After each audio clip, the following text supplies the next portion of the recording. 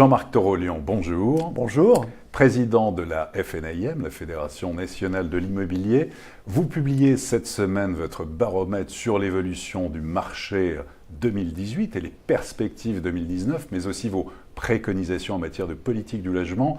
Tout d'abord, côté bilan, si l'on s'arrête quelques instants, 2018 aura été une excellente année sur le front de l'activité. On a vendu, on a acheté des maisons et des appartements. Quels sont pour vous les principaux enseignements ?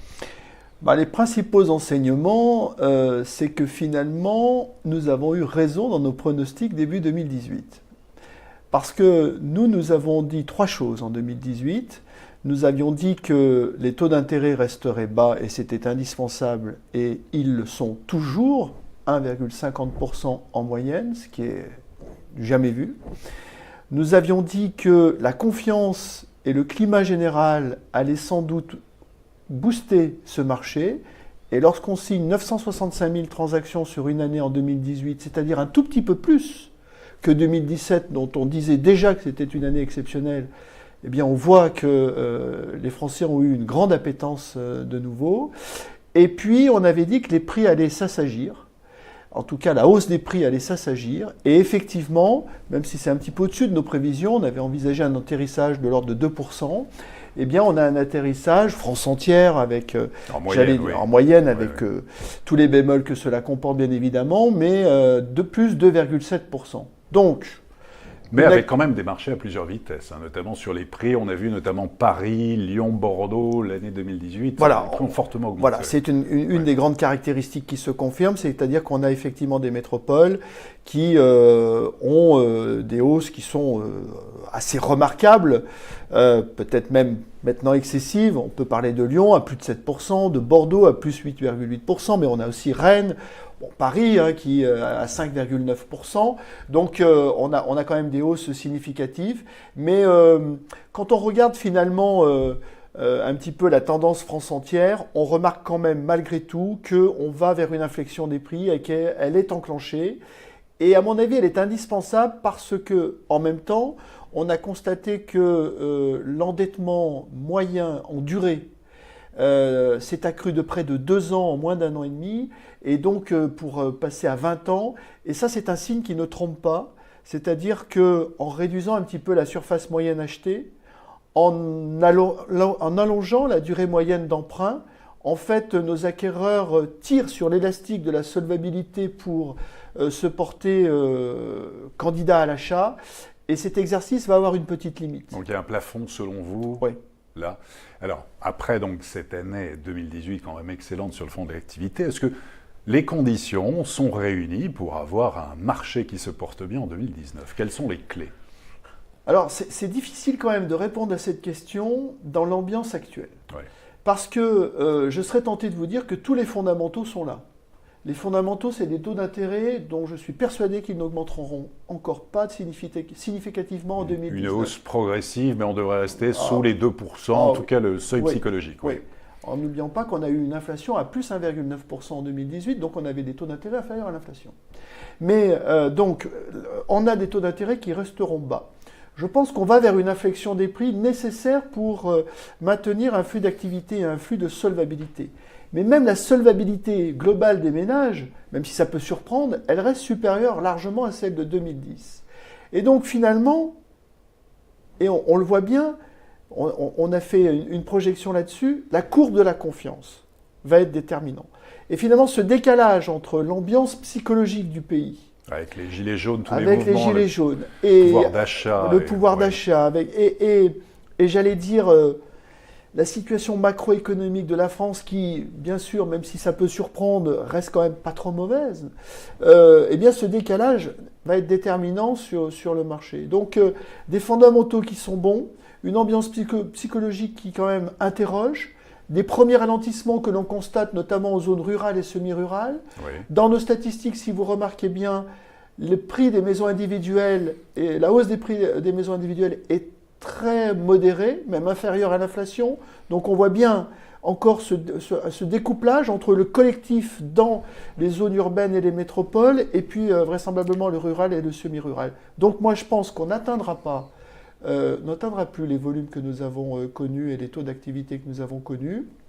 Et je pense qu'on va avoir un ajustement des prix pour soutenir l'activité. L'immobilier, plus que jamais, qui a besoin de confiance. Alors certains grands professionnels, les grands acteurs du haut de gamme nous disent notamment par rapport aux étrangers, les images qui sont véhiculées de Paris, les dégradations, les scènes de violence, que ça engendre un attentisme et que beaucoup d'étrangers fortunés disent c'est pas le moment, on attend que ça se calme.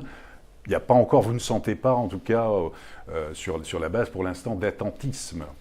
Non, enfin, écoutez, si on analyse le dernier trimestre 2018, il est assez contrasté, mais il est plutôt très bon dans les métropoles. Après, n'oublions jamais que l'immobilier reste une valeur refuge. Donc, au regard du spectre d'investissement et du spectre de placement qui est proposé aux Français, j'allais dire que l'immobilier va conserver là, pour le coup, toute sa pertinence. Mais la vente moyenne, la vente médiane en France, ne l'oublions pas, c'est 160 000 euros. Hein.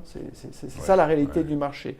Donc, à ce stade, pas de ralentissement marqué, mais je serais quand même surpris qu'il n'y ait pas une inflexion, encore une fois, du marché au regard de l'ambiance générale du pays. Donc, vous pensez à un ralentissement, mais en tout cas pas d'effondrement sur le marché, l'activité en 2019 sur le secteur généraliste de l'immobilier, on va dire.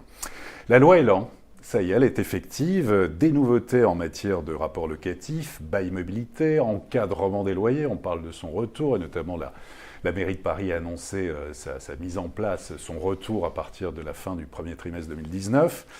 Selon vous, les rapports locatifs sont-ils équilibrés dans cette loi Elan ? La loi Elan, contrairement à ce que l'on pense, elle a très peu touché les rapports locatifs. En réalité, on aurait souhaité bien plus de rééquilibrage, justement, pour corriger quelques effets de la loi Allure. Ce n'a pas été le choix des parlementaires, c'est dommage. Alors après, est-ce que nous devons parler de confiance des bailleurs et de confiance des locataires ? Ce gouvernement souhaite que nous travaillions sur cette relation de confiance. Et la mission de Michaël Nogan, député, c'est justement de permettre d'accroître l'intermédiation, le gouvernement considérant que nous étions un filtre de confiance indispensable. Donc, dans le cadre de la loi Elan, on a deux mesures phares, on va dire, que sont le bail mobilité et l'encadrement des loyers. Le bail mobilité, je pense qu'il va falloir qu'il prenne sa place, qu'on nous laisse un tout petit peu de temps. Ouais. Je sais que le gouvernement est pressé pour avoir des résultats. Il faut le faire savoir. Il faut trouver il faut que les propriétaires l'intègrent, il faut que les administrateurs de biens l'intègrent également. J'ai signé le premier bail mobilité de France. D'accord. Hein, je l'ai signé. Notre agence l'a signé. Où ça, dans quelle ville ? À Grenoble. Grenoble. Voilà. Donc, il peut trouver sa place naturellement. Donc, ça, contrat à durée déterminé, de 1 mois jusqu'à 10 mois. Reconductible une fois dans cette période-là, mais pas au-delà de 10 mois, bien évidemment. Garantie visale, pas de dépôt de garantie. Donc, l'objectif, il est très clair, il est que le flux Airbnb se tarisse au profit du bail mobilité. Parce qu'il y a un élément très important dans le bail mobilité, c'est qu'il n'y a pas d'autorisation de changement d'usage. Oui. Très important, en zone tendue. Voilà. Après, il y a l'encadrement des loyers. Tout le monde connaît notre position. On a eu d'ailleurs l'occasion de démontrer que et l'inflation et l'IRL avaient suivi la même pente et qu'il n'y avait pas eu de décalage entre la hausse des loyers et cette pontification.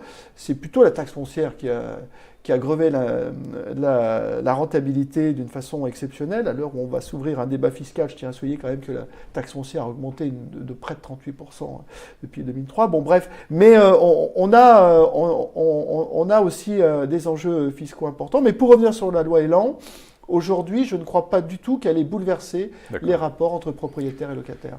Et puis un nouveau dispositif aussi dans l'investissement locatif. Alors on connaissait le Pinel dans le neuf et maintenant il y a le De Normandie dans l'ancien à peu près.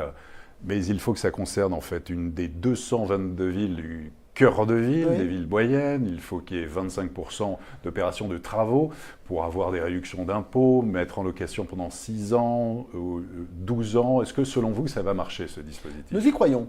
D'abord, moi, je salue la mesure, parce que cette mesure, elle concerne le logement ancien, ce qui est plutôt rare. Dégradé, et il n'est pas assujetti, contrairement à certains dispositifs que l'on a pu connaître auparavant, à des obligations de performance énergétique. Parce que le Pinel dans l'ancien existait, mais il y avait des performances énergétiques qui étaient inatteignables dès lors qu'on rénovait uniquement sa cellule. Et l'intérêt, c'est de drainer en fait de l'épargne privée vers de la réhabilitation de centre-ville. Et le gouvernement fait un appel aux bailleurs, aux propriétaires qui sont dans ces villes-là, qui connaissent leur marché et qui, par conséquent, peuvent apprécier le risque qu'ils prennent sur des montants qui sont souvent modérés. Et pour avoir fait une petite étude, la rentabilité, par l'addition, on va dire, à la fois du loyer brut, de la rentabilité brute et de l'avantage fiscal qui est consenti, est très intéressant pour des sommes qui De quel ordre à peu près, cette rentabilité? Eh bien écoutez, d'après nos calculs, on a fait des calculs sur 4 ou 5 villes bénéficiaires de l'action cœur de ville, on arrive à des rentabilités qui sont supérieures à 7. Ce qui est énorme, puisque généralement excellent. on parle de 2, 3, voire 4%. D'accord. Ce qui est excellent. Là-dessus, je pense que on peut bien sûr se dire, oui, mais c'est des endroits où il n'y aura pas d'investisseurs, où il n'y a pas de marché. C'est faux. C'est faux. Vous savez qu'on est contre le zonage. Moi, je connais très très bien, à titre de professionnel, un certain nombre de villes qui sont dans ma région concernées. Il y a un réel marché locatif et je pense que cette mesure trouvera toute sa place. En dehors et en dépit des ralentissements quand même que l'on constate dans le neuf, avec une baisse des permis de construire, des mises en chantier, de cette hausse annoncée, même progressive, des taux d'intérêt, avec des prix qui sont quand même toujours élevés, est-ce que vous êtes en conclusion confiant pour l'immobilier pour cette année 2019 ? Je suis quand même un petit peu dubitatif. La confiance, je l'ai naturellement parce que j'ai toujours cru à cette valeur immobilière et tout démontre au fil du temps qu'elle a toujours su tenir ses promesses. Mais je pense qu'on aura quand même un petit creux de vague. Ce qui veut dire quoi ? Ce qui veut dire que c'est le moment d'investir. Et ça va être le moment d'investir. Le de Normandie, peut-être des prix assagis, des taux d'intérêt inférieurs à l'inflation. Quand on met tous ces éléments en cohérence, moi je ne peux encourager qu'une chose, investissez. Jean-Marc Torolian, merci beaucoup. Merci à vous. Et à très bientôt pour une prochaine édition du Club Imo.